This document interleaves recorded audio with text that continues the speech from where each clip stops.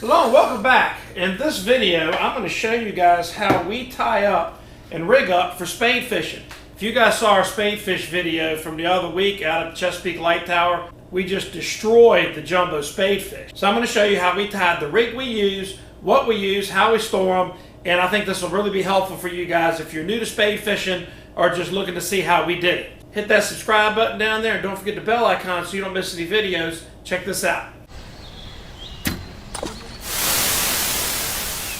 Alright, so first step, let me show you what we use. So I got a little box set up for spade fishing. One of the big key ingredients to this rig is a release float, and I'll show you about that in just a moment.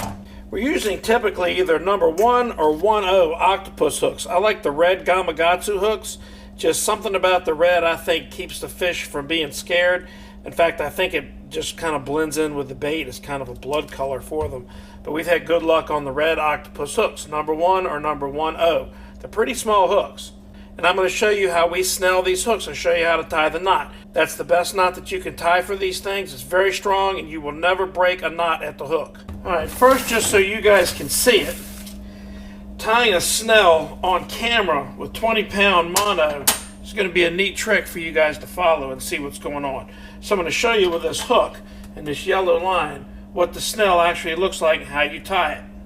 Alright, to tie the snell, you're going to pass the line through your eye, pull out some excess, like that, make a little loop, just like this, so it's no big deal, and wrap this 5 or 6 times.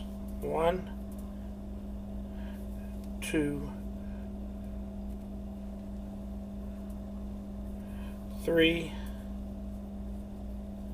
and I wish I had something better. This is the best I can do. As you can see it. 4, just do it 5 times for this.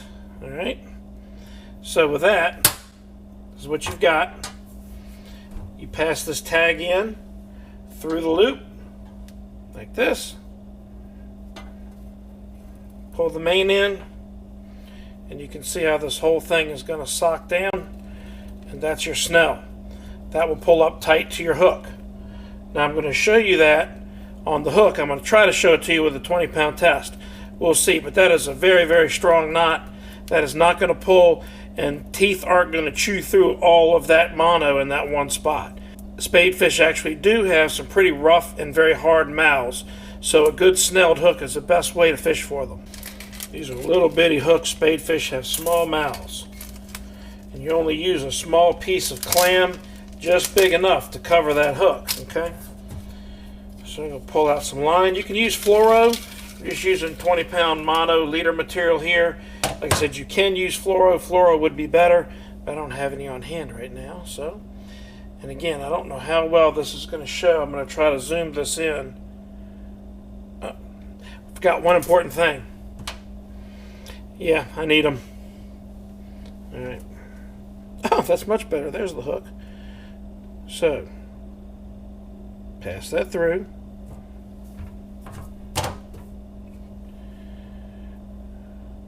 Make a little loop and you just hold it with your finger.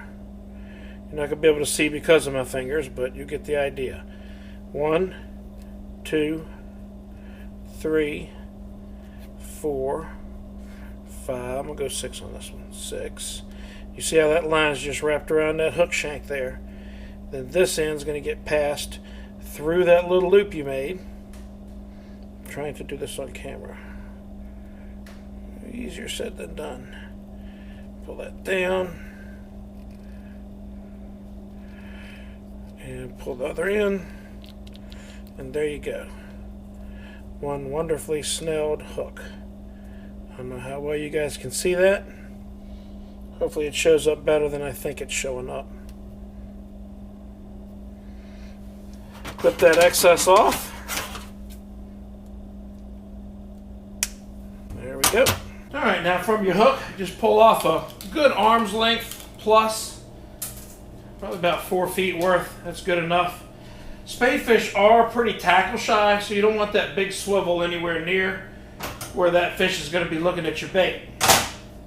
So on the other end, we're just going to tie a double surgeon's loop. It's just a little surgeon's loop to connect your swivel to. Tying a double gives it that much more strength because these fish fight really hard. All right, so to tie your surgeon's loop, just make a big loop, double it over.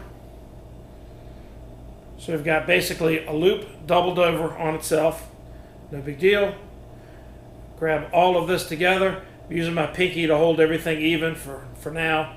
You let that go. Make a loop like that, and it's just a triple half hitch.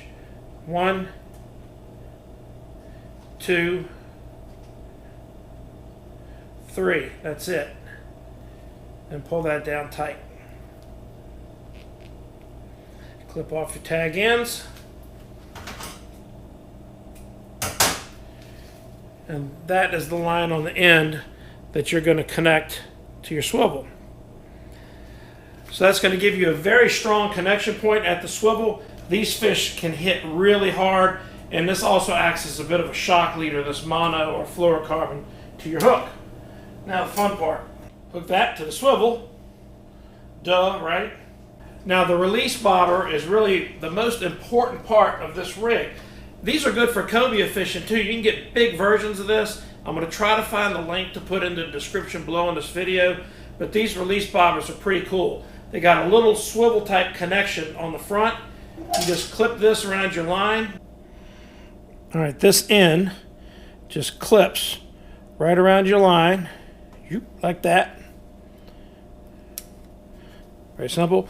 This will slide up and down the line very freely. Then you press down on it to open up the 2 little rubber washers on the bottom, and that's your release float. So this thing sits in the water like that, and you can set this depth wherever you need to. Sometimes the spadefish will be at 10 feet or 15 feet or even 20 feet, and you can set the depth on this end whatever you need. And when the fish hits, it releases, the bobber falls down all the way to the swivel, and you fight the fish. You're not having to fight the bobber. Now some of you might be asking, well, why don't you just use a slip bobber with a knot up in there to stop the thing? Well, if you're fishing in current, what I've had happen using a slip bobber in the Chesapeake Bay in current is the bobber just simply slides all the way down to the swivel. The knot's up here. It requires the swivel to pull down. If you have a weight or something, then that might work. But if you're counting on that knot to hold that, that's not going to work if you have any current. So a release bobber in current is a much better solution than a slip bobber.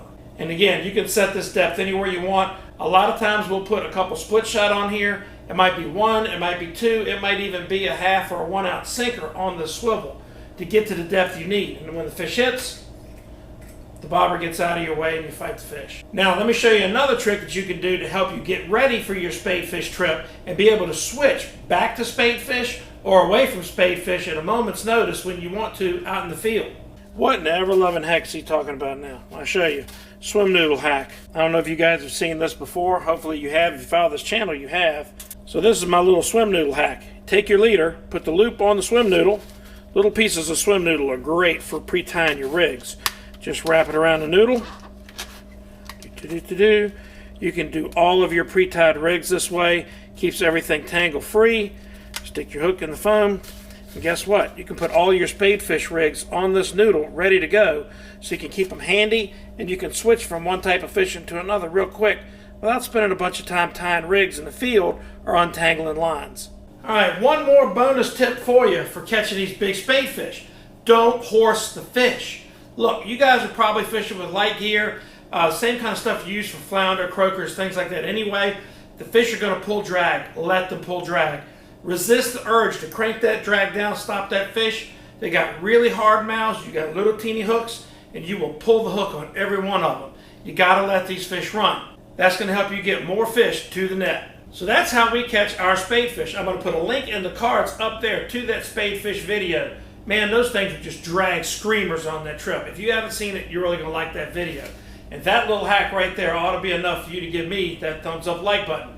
Thanks for watching. Don't forget the subscribe button also down there and that bell icon so you don't miss any videos. We'll see you next time.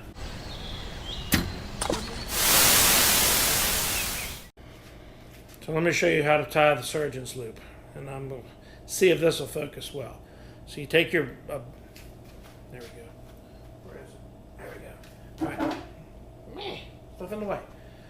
We're using typically either number 1 or number 2. Find those in here.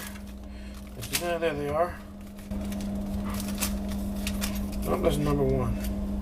All number ones in there?